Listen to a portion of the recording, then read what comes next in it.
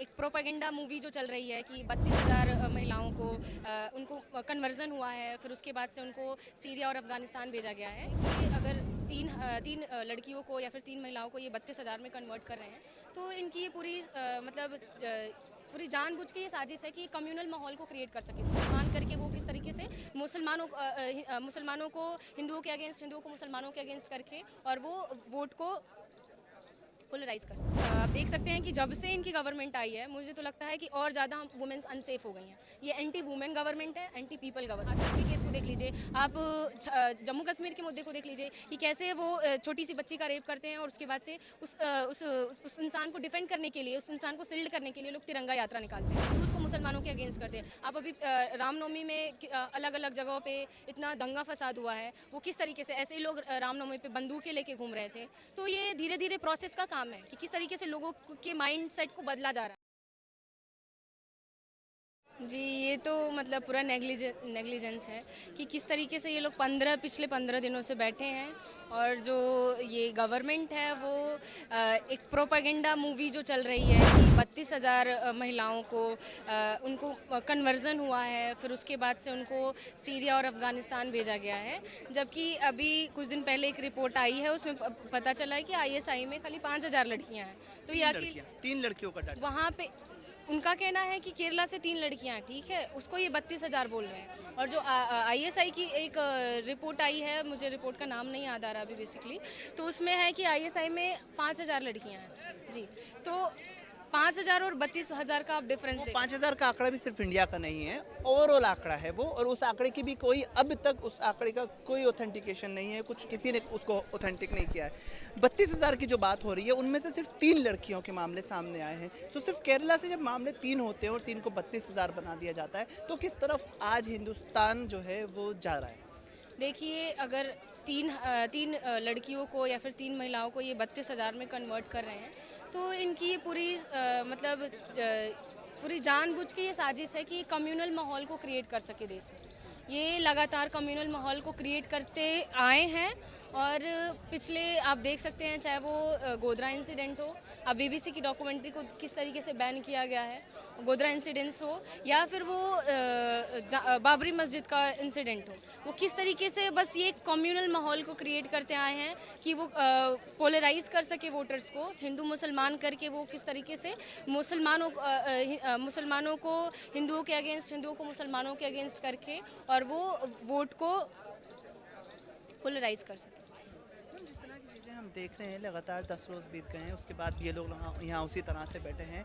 आज युवा क्या देखता है? युवा आज जब इन तमाम मुद्दों को देखता है, क्योंकि लगातार मोदी जी बात करते हैं तो युवाओं की बात करते हैं, युवाओं को जोड़ने की बात करते हैं। यहाँ जब देश के युवा बैठे हैं तो आप यहाँ आई हैं, क्या यहाँ देखते हैं? जी, मैं तो यही कहूँगी कि ये कोई कॉमन लोग नहीं है, ये बहुत इन्फ्लुएंशियल कैरेक्टर्स हैं, या फिर नेशनल लेवल पे हो या फिर इंटरनेशनल लेवल पे हो, इनको सभी जानते हैं। और रही बात, अगर इनको जस्टिस डिनाई हो रही है, जस्टिस डिले हो रहा है, तो अगर हमारे जैसे स्टूडेंट्स हैं जो यूनिवर्सिटी या फिर कॉलेजेस के स्टूडेंट्स हैं, या फिर वो कोई दलित लड़की है या फिर किसी पिछड़े इलाके की लड़की या फिर महिला है, अगर उसके साथ होता है अगर ऐसा कुछ, तो क्या उसको जस्टिस मिलेगा? हमारा क्वेश्चन यही रेज होता है कि क्या उस इंसान को या फिर हमें जस्टिस मिलेगा? क्योंकि तमाम सारे इंसिडेंट्स हमारे यूनिवर्सिटीज़ में भी आ रहे हैं, अलग अलग जगहों पे हमारे जेएनयू में भी बहुत सारे इंसिडेंट्स ऐसे हुए हैं जो जहाँ पे सर्वाइवर को कोई जस्टिस नहीं मिलता है।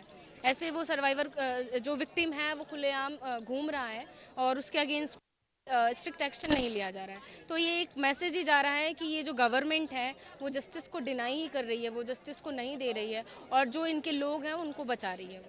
हम देखते हैं कि महिला सशक्तिकरण की बात होती है महिलाओं की सुरक्षा की, बात होती है महिलाओं के सम्मान की, लेकिन जब हम इस तरह के मामला देखते हैं तो लगता है कि सिर्फ बात हो रही है।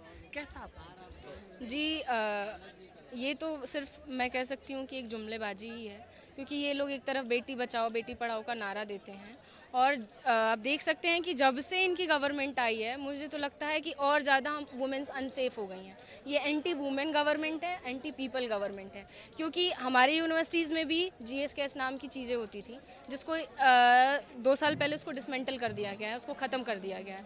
तो ये एक यही है कि इस गवर्नमेंट में तो खास करके वुमेन सेफ नहीं है, क्योंकि आप खुलेआम जो है वुमेन्स के साथ हो रहा है, ऐसा इंसिडेंट आ रहा है और उनके साथ कुछ नहीं हो रहा है। आप हाथरस के केस को देख लीजिए, आप जम्मू कश्मीर के मुद्दे को देख लीजिए कि कैसे वो छोटी सी बच्ची का रेप करते हैं और उसके बाद से उस इंसान को डिफेंड करने के लिए, उस इंसान को शिल्ड करने के लिए लोग तिरंगा यात्रा निकालते हैं और इस तिरंगे को क्लेम करते हैं ये लोग कि ये तिरंगा इनका है। डिफेंड करने की आपने बात की, अभी प्रधानमंत्री ने अपनी एक रैली के दौरान बजरंग दल को भी डिफेंड किया और बजरंग दल को बजरंग बली से भी कनेक्ट करने की कोशिश की। कैसा है इसको देखिए, अगर बजरंग दल को बजरंग बली से कनेक्ट करने की कोशिश कर रहे हैं तो वो इनका मतलब पूरा ये साजिश है कि किस तरीके से वो स्पेशली जो हिंदूज़ हैं उनको वो अपने पक्ष में लेके आएँ, चाहे देश भर के हिंदूज़ हैं उनको अपने पक्ष में लेके आएँ और मुसलमानों को वो उनके अगेंस्ट कर दें, हिंदूज़ को मुसलमानों के अगेंस्ट कर दें। आप अभी रामनवमी में अलग अलग जगहों पे इतना दंगा फसाद हुआ है, वो किस तरीके से ऐसे ही लोग रामनवमी पे बंदूकें लेके घूम रहे थे।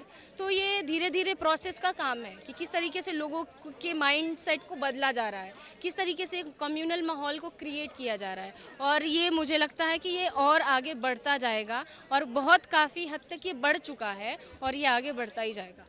आप भी एक लड़की हैं, आप भी एक युवा हैं। जब केरला स्टोरी जैसी इस फिल्में आती हैं, ऐसी फिक्शन आती हैं, तो पहला मैसेज आपके जहन में क्या आता है? क्या केरला की जैसी जगह पर या उसके हालात पर, उसकी लिटरेसी पर फ़ख्र करना चाहिए या फ़िक्र होनी चाहिए?